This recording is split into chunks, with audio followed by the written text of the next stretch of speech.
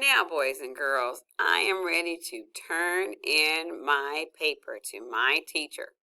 But wait, it doesn't have my name. I'm going to come up here and click. I'm going to click at the front, and I am going to type my name. Since my name is Dr. W, I added my name there.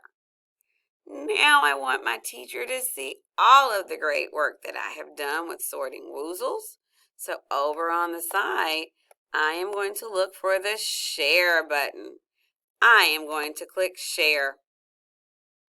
When you get to share right here, you can add people and groups. If you're logged into your G Suite from Gwinnett County, you can type your teacher's name. Oh my goodness, I can click Miss Hunter if that's my teacher, and then I can click send.